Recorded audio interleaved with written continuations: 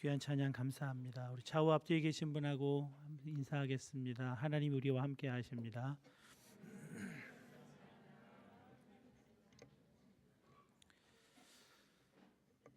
세상 모든 사람들이 행복을 추구합니다. 그리고 행복을 추구하는 방법에는 지난주에 잠시 소개한 대로 최대 다수의 최대 행복, 인간에게 부여될 수 있는 최대의 자유, 그리고 정언 명령이라고 할 수 있겠습니다.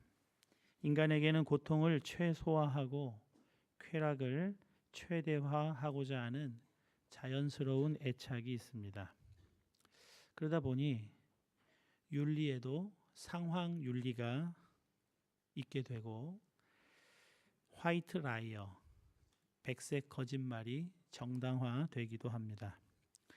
상황에 따라 사는 법이 바뀐다면 하나님의 뜻, 하나님의 식, 하나님의 법은 그때마다 흐려질 수밖에 없습니다. 레위 사람이 레위 여자에게 장가를 듭니다. 그리고 새 생명을 잉태하고 아들을 낳습니다. 지극히 평범한 일상이죠. 장가 들고 아기를 잉태하고 아들을 낳는 일은 평범한 일상 속에 축복받을 만한 일입니다. 그러나 이들이 처한 환경을 의식하고 다시 보면 결혼하고 아기를 낳는 일은 두려운 일입니다. 무엇보다 아들을 낳는 일은 위험하고 무서운 일이 될 수 있습니다. 그 이유를 출애굽기 1장 마지막 절에서 확인할 수가 있습니다. 출애굽기 1장 22절입니다. 그러므로 바로가 그의 모든 백성에게 명령하여 이르되 아들이 태어나거든 너희는 그를 나일강에 던지고 딸이거든 살려두라 하였더라. 이런 환경에서 인간에게 주어진 최대의 자유로 최대의 행복을 추구한다면 레위 남자, 레위 여자가 선택할 수 있는 길은 결혼하지 않는 것이고 결혼을 하더라도 아기는 낳지 않는 것입니다. 그래야 그런 열악한 상황에서라도 고통을 최소화하고 즐거움은 최대화할 수 있기 때문에 그렇습니다. 그러나 이 젊은 레위인들이 선택한 것은 뜻밖에도 결혼하고 아기를 낳는 것입니다. 그들 마음에는 자유로운 최대 행복 추구가 아니라 하나님의 창조 명령, 구원 명령, 칸트가 말한 대로 정언 명령이 마음에 자리 잡고 있기 때문입니다. 생육하고 번성하여 땅에 충만하라, 땅을 정복하라, 다스리라. 상황이, 환경이 전혀 생육하고 번성하여 땅에 충만할 수 없는 것 같은 때에도 그렇게 하면 더 위험해지고 더 고통스러워지는 상황에서도 하나님의 명령을 따르는 것이 하나님의 사람들의 선택입니다. 며칠 전에 높은 뜻 광성교회 시절 청년이었던 젊은 부부에게서 전화를 받았습니다. 청년 담당 목사였던 저에게 참 귀하게 헌신적으로 동역해 준 이 젊은 부부는 형제가 미국으로 유학을 가서 지금은 미국에서 살고 있습니다. 참 따뜻하고 속 깊은 부부인데요. 자매에게는 아픔이 있습니다. 그 아픔은 젊은 자매로서는 참 감당하기 힘든 외모 문제였습니다. 갑상선 항진증 때문에 두 눈이 많이 돌출되어서 사람들이 한눈에 이 사람은 많이 아픈 사람이구나 하는 것을 알아볼 수가 있습니다. 그런 외모의 소유자를 국내의 유수한 대학과 대학원을 졸업하고 미국 유학을 앞둔 자매보다 2살 어린 형제가 청혼을 합니다. 형제의 부모에게 자매를 소개하는 일은 목사에게 기도 부탁을 하고 나서야 할 수 있는 일이었습니다.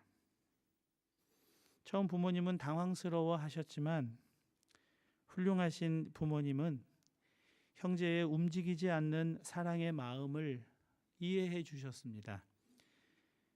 그리고 자매의 부드럽고 깊고 따뜻한 마음을 사랑하시게 되어서 결혼을 승낙해 주십니다. 저 같은 사람은 참 따라가기 어려운 깊은 마음들입니다. 6년이 넘도록 아기가 생기지 않아 작년에 시험관 아기를 시도했는데 단 한 번에 잉태하게 되어서 지금 5개월이라는 소식을 이 수화기 너머로 전해 들을 때 참 그냥 입에서 할렐루야가 터져 나왔습니다. 그런데 두 젊은이가 전화를 한 더 속 깊은 사정을 이어서 이야기했습니다. 전화를 한 그날 병원에서 청천벽력과 같은 소식을 들었습니다. 유전자 검사에서 좋지 않은 것이 발견되었다는 겁니다. 그냥 가정이 아니라 확실한 결과라고 합니다. 증후군이 발견되었다는 겁니다. 눈물이 왈칵 쏟아졌습니다. 하나님께 원망이 먼저 나왔습니다. 소식을 전하는 형제 자매의 목소리는 침착했지만 어떻게 해야 할지 몰라 전화 드렸다면서 그래도 아기를 가지게 된 것, 아기에 대한 소중한 마음에는 변함이 없다고 그렇게 말했습니다. 여러분, 제가 그 아기 떼라고 말하지 못했습니다. 그렇다고 아기를 그냥 낳아서 기르라고 말해주지도 못했습니다. 해줄 수 있는 말이 없었습니다. 기도밖에 없어서 부부를 위해 기도하다가 새 생명을 위해 어떻게 기도해야 할지 망설이다가 하나님의 은혜만 구하고 기도를 마쳤습니다. 여러분이라면 어떻게 하시겠습니까? 여러분이라면 뭐라고 말해 줄 수 있으시겠습니까? 출애굽기에 이 젊은 레위 남자와 여자 아므람과 요게벳이 닥쳐 있는 상황과 크게 다르지 않습니다. 출애굽기의 이 젊은이는 그런 암울한 상황에서 아들을 낳았습니다.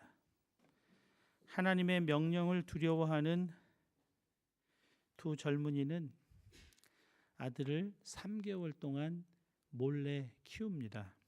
그리고 더 이상 숨겨두고 아들을 키운다는 것이 그 아들에게도 아들의 앞서 태어난 미리암과 아론에게도 위험한 일이 되기 때문에 이제는 아들을 바로의 명령대로 나일강에 버리기로 합니다. 그런데 여러분, 그냥 버리지를 않았습니다. 그들이 버리기 위해서 한 일을 성경에서 읽을 수 있습니다. 3절입니다. 더 숨길 수 없게 되매 그를 위하여 갈대 상자를 가져다가 역청과 나무 진을 칠하고 아기를 거기 담아 나일 강가 갈대 사이에 두고 쉽게 구할 수 있는 속이 빈 갈대로 상자를 만듭니다. 그리고 그 상자에 물이 스며들지 못하게 역청과 나무 진을 바릅니다. 여러분, 그러나 그 상자가, 그 연약한 갈대 상자가 아들을 지켜줄 수 있겠습니까? 악어가 우글거리는 위험천만한 나일강에서 과연 갈대 상자가 아들을 지켜줄 수 있겠습니까? 아들의 어머니 요게벳은 갈대를 믿은 것이 아니죠. 하나님을 믿었습니다. 아기를 담은 갈대 상자에서 이 상자라는 말은 히브리어로 테바입니다. 그런데 이 테바는 구약 성경에서 총 28번 사용되는데 26번은 창세기에서 2번은 출애굽기 오늘 본문에서 사용되고 있습니다. 상자 테바가 창세기 어디에서 26번 사용되었는지 여러분 추측하실 수 있도록 몇 군데를 소개해 드리겠습니다. 창세기 6장 14절입니다. 너는 고페르 나무로 너를 위하여 방주를 만들어 그 안에 칸들을 막고 역청을 그 안팎에 칠하라. 홍수 전입니다. 40주야를 비가 땅에 쏟아졌더라. 곧 그날에 노아와 그의 아들 셈, 함, 야벳과 노아의 아내와 세 며느리가 다 방주에 들어갔고 홍수의 시작입니다. 노아가 그 아들들과 그의 아내와 그의 며느리들과 함께 나왔고 땅의 동물 곧 모든 짐승과 모든 기는 것과 모든 새도 그 종류대로 방주에서 나왔더라.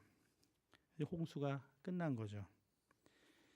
상자 테바는 구약 성경에서 총 28번 중에 26번은 창세기 6장에서 8장 사이 노아 홍수 이야기에서 사용되고 있습니다. 그 상자는 다름 아닌 방주인 것입니다. 모세의 어머니 요게벳에게 나일강은 온 땅을 집어삼킨 홍수와 같습니다. 그리고 요게벳에게 갈대 상자는 온 땅과 온 세상 사람을 집어삼킨 그 무서운 홍수에서도 노아의 가족과 땅의 짐승들을 구원한 방주인 것입니다. 요게벳은 덮쳐오는 거대한 나일강에서도 무시무시한 나일강의 악어 입에서도 구원의 방주 갈대 상자 테바는 집어삼켜지지 않을 것을 믿었습니다. 하나님이 그 아들을 지켜주실 것을 믿었기 때문입니다. 왜 그렇습니까? 그들은 그들의 행복을 추구하기보다는 하나님의 정언 명령에 순종했기 때문입니다.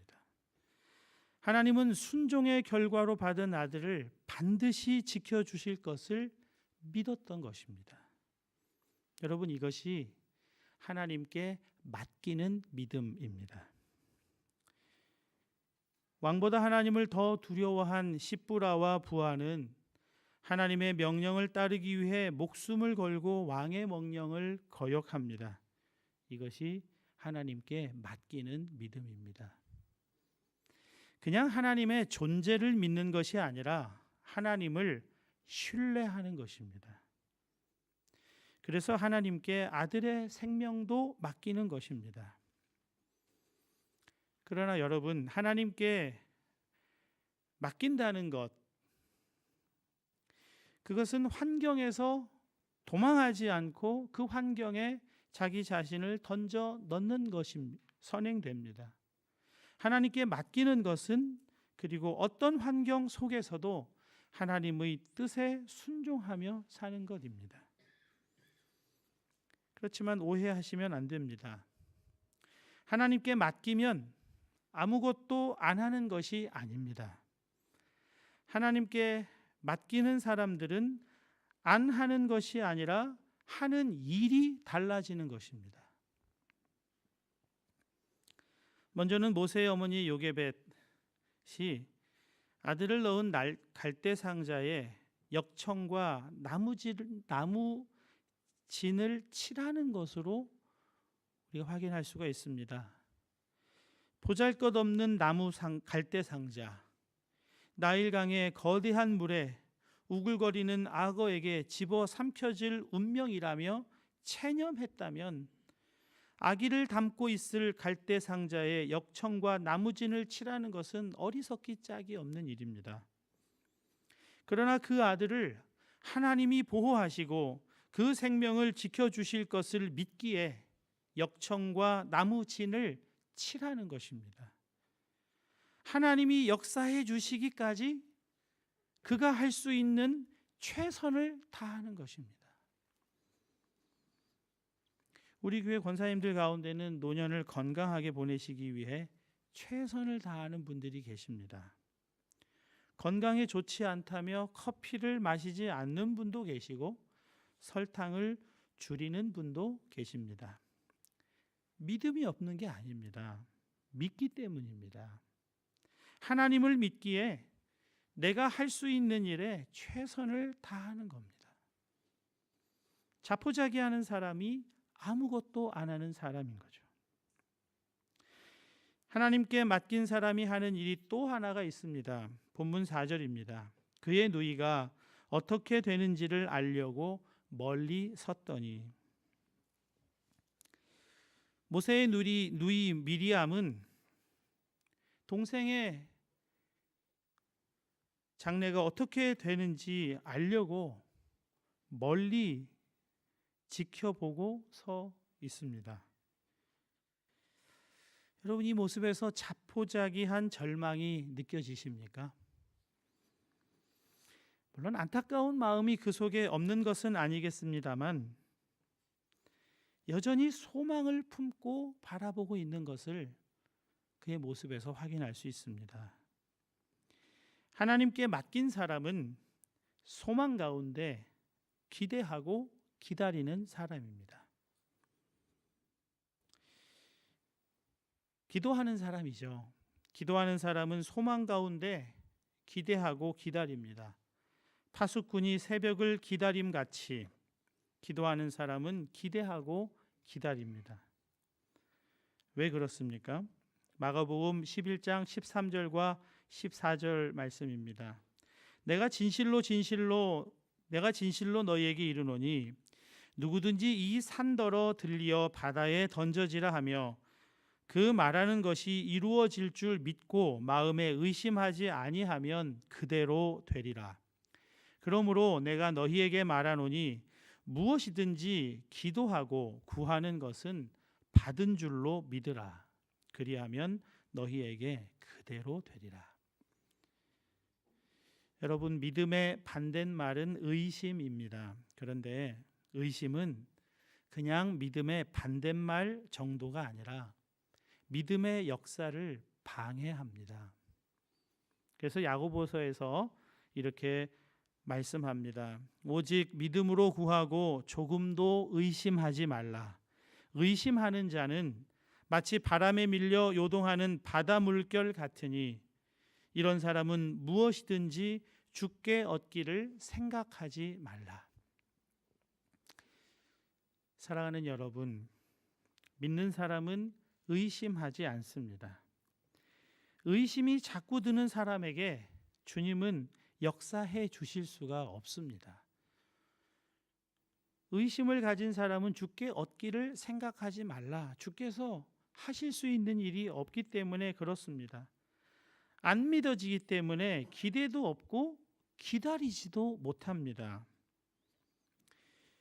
역사의 가정은 없겠습니다만 모세의 누이 미리암이 하나님을 신뢰함으로 어떻게 되나 보려고 서 있지 않았다면, 그래서 내 동생을 저렇게 둘 수 없다며 갈대 상자를 건져내어 집으로 가져갔다면 모세는 애굽 공주와 만날 수 없었을 것입니다.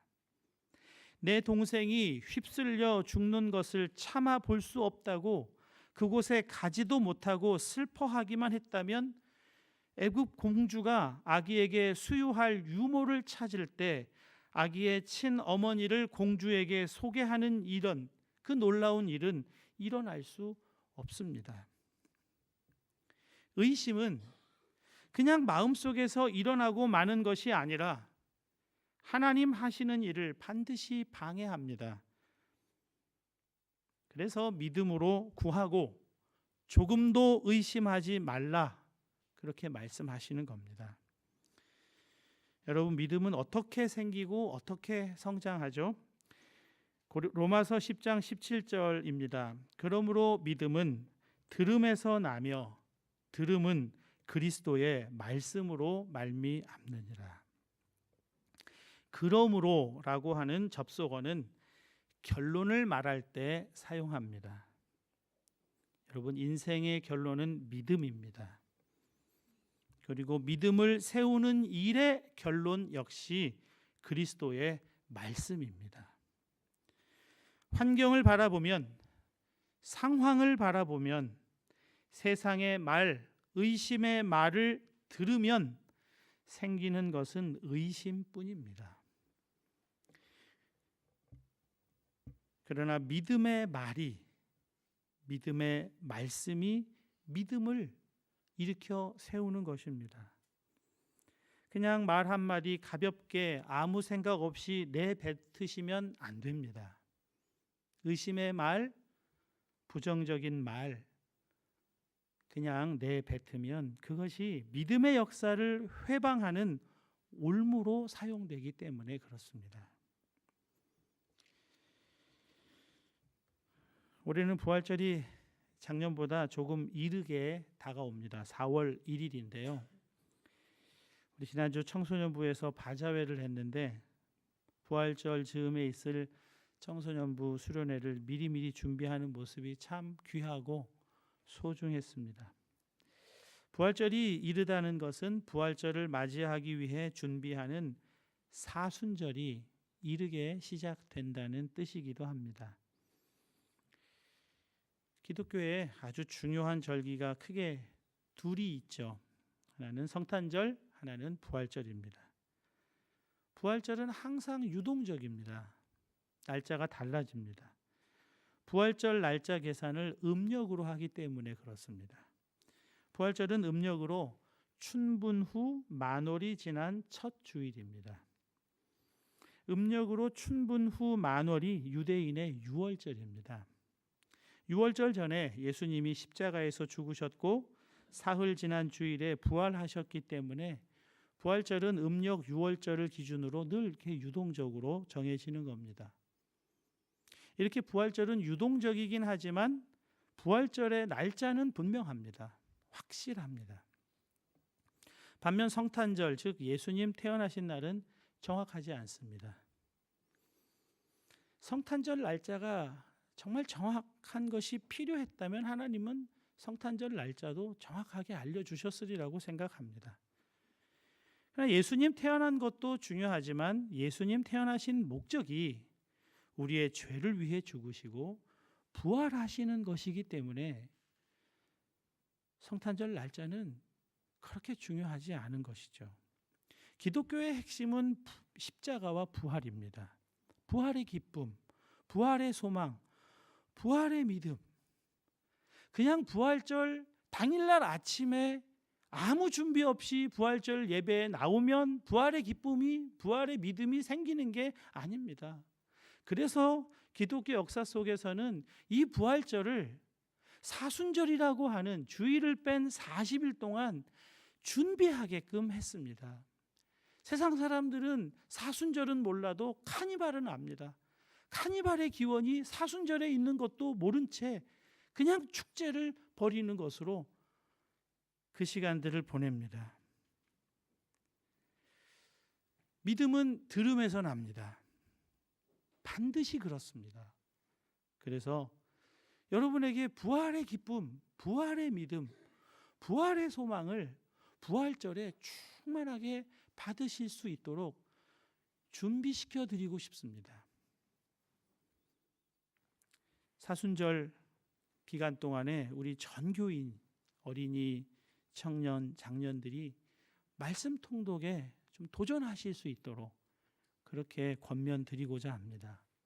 한 사람도 빠짐없이 각 수준별로 말씀에 깊이 들어가서 그 말씀을 하루도 빼지 않고 읽음으로 부활의 놀라운 기쁨, 기독교의 핵심 중의 핵심인 십자가와 부활로 이 부활절을 맞이할 수 있으면 좋겠습니다. 사랑하는 여러분, 미리암이 동생의 운명이 어떻게 되나 보려고 서 있었던 것은 하나님을 믿었기 때문입니다. 그리고 그 믿음의 배경에 부모의 믿음이 있었다고 하는 것은 다시 설명할 필요도 없는 것이죠. 애굽왕 바로의 무섭고 끔찍한 명령이 있었지만 그 명령에 굴복하지 않고 생육하고 번성하여 땅에 충만하라는 하나님의 명령에 순종했던 부모의 믿음이 미리암의 믿음을 세우는 믿음의 근거였던 것입니다. 하나님의 사람 모세가 준비되는 모습을 우리가 볼 수 있는데요. 한 가지 주제만 더 살펴보고 말씀을 마치려고 합니다. 여러분에게 좋은 문학 작품이라면 어떤 작품을 좋은 문학 작품이다 이렇게 평가하실 수 있겠습니까? 그 기준이 무엇입니까? 이 소설은 참 좋은 소설이다 할 때 그때 어떤 기준을 가지고 계십니까? 여러 가지 기준이 있을 겁니다. 보편성, 또 시대와 상황을 초월하는 초월성 이런 것들도 있겠습니다만 사건 전개의 개연성 이것이 기준 중에 하나가 아닐까 싶습니다. 우연히 남발하는 소설, 드라마 좀 실망스러운 마음이 들죠. 막장 드라마라고 손가락질하는 그런 드라마들에는 정말 말도 되지 않는 우연들이 남발합니다. 알고 봤더니 친남매고 알고 봤더니 친어머니고 이런 식의 이야기들이 막 등장합니다. 오늘 출애굽기의 본문에는 막장 드라마 수준은 아니지만 수준 낮아 보이는 우연들이 계속해서 나옵니다. 아들을 더 이상 기를 수 없게 되어 갈대 상자에 담아 갈대 사이에 두었는데 거기가 하필이면 공주가 자주 목욕하러 오는 곳입니다.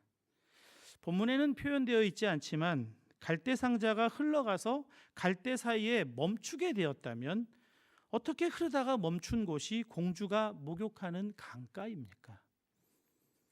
공주의 시녀들이 산책하는데 그 산책하는 공주의 시녀들을 보다가 공주가 갈대 상자를 우연히 발견합니다. 그리고 갈대 상자를 공주가 열어보는데 뚜껑이 열리자마자 곧 아기가 옵니다. 우는 아기를 본 공주의 마음에 모성애가 자극되죠. 울고 있는 아기가 담긴 갈대 상자를 발견한 것이 아니고 그 상자의 뚜껑이 열리자 아기가 웁니다.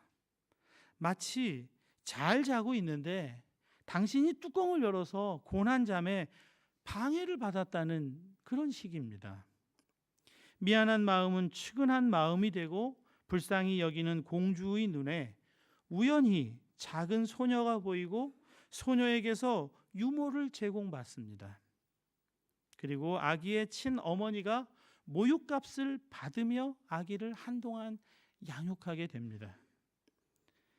이스라엘을 구원하시는 하나님은 하나님을 신뢰하는 이들을 통해 이렇게 모세를 준비하고 계시는 겁니다. 현대인들이 우연을 그렇게 싫어하는 이유는 비과학적이다. 그런 것 아니겠습니까? 어떤 사건이 일어나려면 반드시 그 전에 그 사건을 일으키는 또 다른 사건이 전제되어야 한다는 겁니다. 그것이 합리적이고 그것이 말이 된다는 것입니다.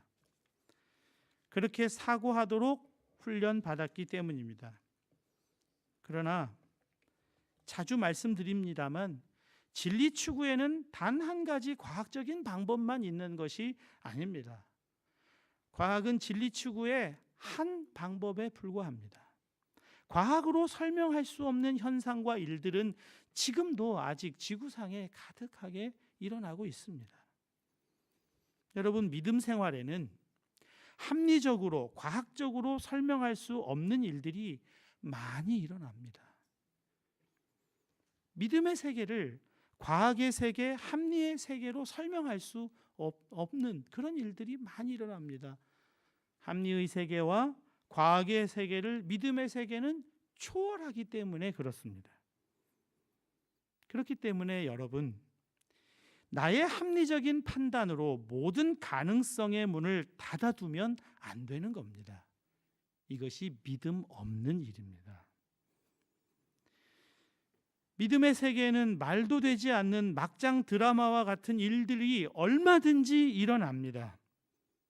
여러분, 모든 이스라엘 남자 아기는 나일강에 던져 죽이라는 명령을 한 이가 애굽의 바로입니다. 그런데 이스라엘을 학대와 학살의 고통에서 건져낼 위대한 모세가 그 바로의 딸에 의해 건져지고, 그의 이름도 히브리어가 아니라 이집트어로 모세라고 이름이 붙여집니다.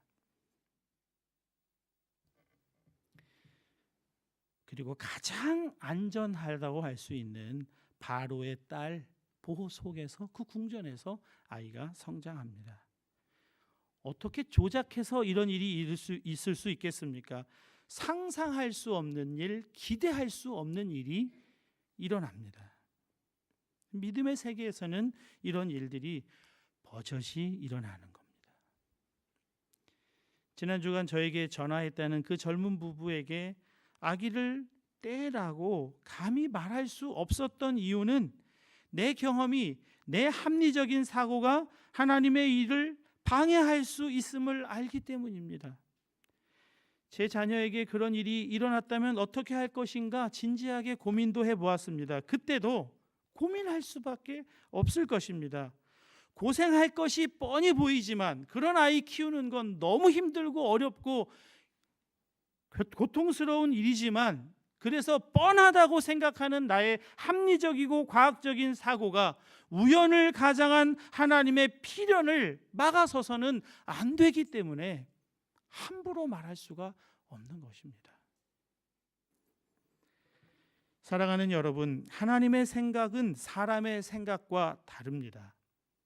이사야 55장 6절에서 9절 말씀입니다.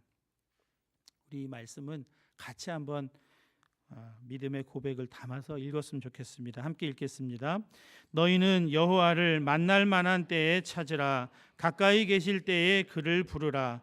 악인은 그의 길을, 불의한 자는 그의 생각을 버리고 여호와께로 돌아오라. 그리하면 그가 긍휼히 여기시리라. 우리 하나님께로 돌아오라. 그가 너그럽게 용서하시리라. 이는 내 생각이 너희의 생각과 다르며 내 길은 너희의 길과 다름이니라. 여호와의 말씀이니라. 이는 하늘이 땅보다 높음같이 내 길은 너희의 길보다 높으며 내 생각은 너희의 생각보다 높음이니라. 아멘. 사랑하는 여러분, 악인, 불의한 자는 도덕적으로 윤리적으로 결정되는 것이 아닙니다. 악인, 불의한 자는 여호와께로 돌아가지 않는 자입니다. 자기 생각이 옳다고 고집하는 자입니다. 성경은 여호와께 돌아오는 것을 그의 생각을 버리는 일이라고 말씀합니다.